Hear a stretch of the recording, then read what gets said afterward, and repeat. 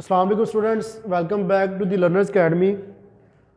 आज हम जो है वो chapter number 4 physics first year का न्यूमेरिकल स्टार्ट करेंगे, जिसमें प्रॉब्लम नंबर 4.1 की स्टेटमेंट की तरफ चले तो वो कहता है कि a man push a lawn mower with a 40 newton force directed at an angle of 20 degree downward from the horizontal find the work done by the man as he cut a strip of grass 20 metre long।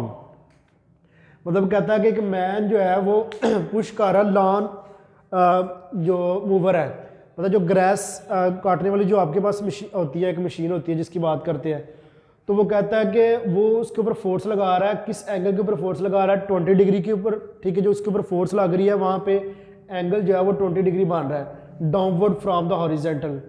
तो वो कहता है आपने work find करना है by the man, कि जो आदमी की तरफ से लगने वाला जो वर्क है वो कितना होगा। तो गिवन डाटा की तरफ चले तो फोर्स जो है वो एग्जर्टेड कितनी लग रही है? 40 न्यूटन। एंगल जो है वो 20 डिग्री है। Length of strip of grass कितना है, कि आपके पास डिस्टेंस कितना है? 20 मीटर। तो वर्क डन वो कहता है जी आपने कैलकुलेट करना है।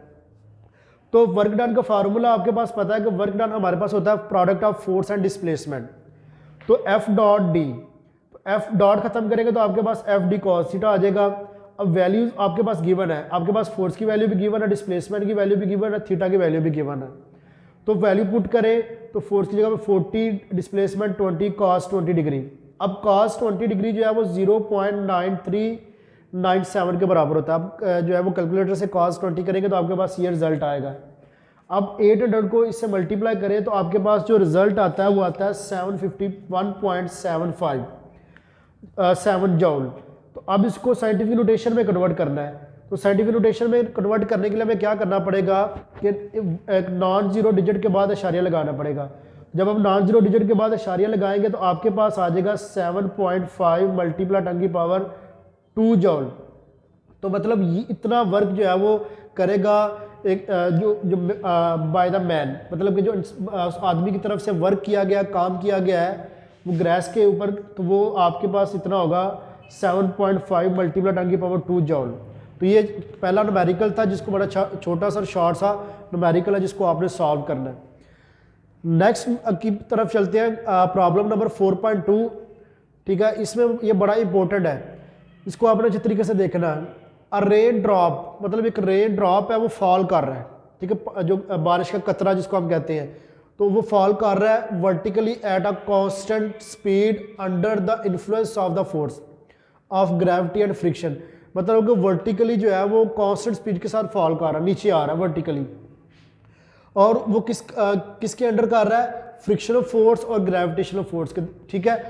अब इन फॉलिंग थ्रू 100 मीटर, जब वो 100 मीटर तक फॉल करता है, नीचे आता है, तो आपने बताना है work is done by gravity, मतलब ग्रेविटी की तरफ से होने वाला वर्क और फ्रिक्शनल फोर्स की वजह से जो होने वाला वर्क है, ये दोनों वर्क आपने कैलकुलेट करने हैं। तो सबसे पहले डाटा की तरफ चले तो डाटा में उसने हमें मैथ दिया हुआ है। तो मैथ कितना आपके पास 3.35 मल्टीप्लाई 10 की पावर -5 किलोग्राम। तो मैथ बेटा हमारे पास गिवन है।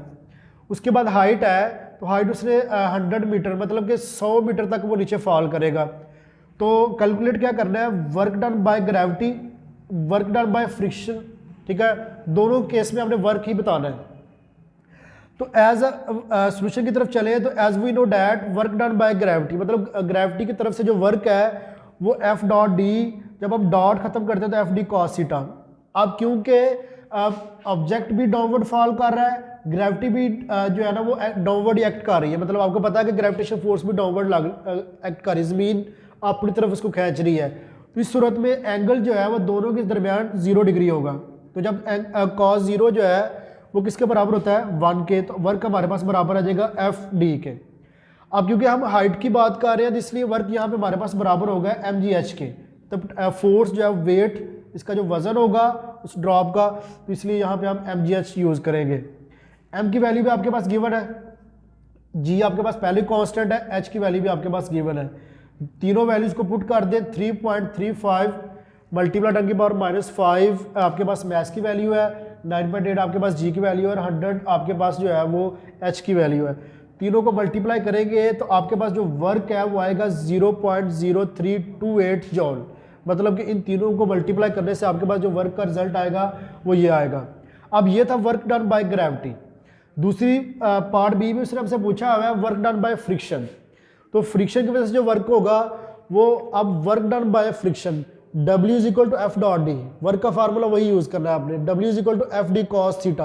अब यहाँ पे थीटा क्या होगा, थीटा क्या है, क्योंकि आपको पता है कि जी आपका जो ड्रॉप है वो डाउनवर्ड फॉल कर रहा है और फ्रिक्शनल फोर्स जो है वो इसके मुखालफ जा रही है। ठीक है, फ्रिक्शन फोर्स जो हवा की वजह से, हवा की वजह जो रुकावट आ रही है वो उसके अपोजिटली मूव कर रही है। इस वजह से जो फ्रिक्शनल फोर्स है और उसके बाद ग्रेविटी उसके वेट के दरमियान जो एंगल है वो 180 डिग्री होगा। तो cos 180 जो है वो -1 के बराबर होता है। तो आपके पास जो वर्क है इस केस में नेगेटिव आएगा। तो वर्क आपके पास इस केस में नेगेटिव आ गया -FD। तो उसी तरह वर्क जो है वो हमारे पास किसके बराबर होगा, -mgh के। m की वैल्यू पुट करें, g की वैल्यू पुट करें और h की वैल्यू पुट करें, इन तीनों को मल्टीप्लाई करें, आपके पास रिजल्ट वही आएगा, वर्क उतना ही होगा, लेकिन वर्क इस सूरत में नेगेटिव होगा। क्या होगा, नेगेटिव। लेकिन वर्क की वैल्यू नेगेटिव, मैग्नीट्यूड नेगेटिव नहीं है। नेगेटिव यहाँ पे आपको ये बता रहा है कि उसके जो जिस डायरेक्शन में ड्रॉप फॉल कर रहा है वो फ्रिक्शन फोर्स उसके अगेंस्ट लग रही है, इस वजह से आपके पास ये नेगेटिव साइन जो है ना वर्क इस सूरत में नेगेटिव आया। तो ये दो चीज़ें उसने हमसे पूछी थी कि आपने वर्क कैलकुलेट करना है बाय ग्रेविटेशनल फील्ड और work done bye frictional force और ग्रेविटेशनल फोर्स, दोनों के कोई केस में हमने वर्क को कैलकुलेट कर लिया। तो यही दो चीज़ें उसने हमें प्रॉब्लम नंबर 4.2 में कैलकुलेट करने के लिए कही थी। तो इंशाल्लाह नेक्स्ट वीडियो में आपके साथ हाजिर होंगे। अल्लाह।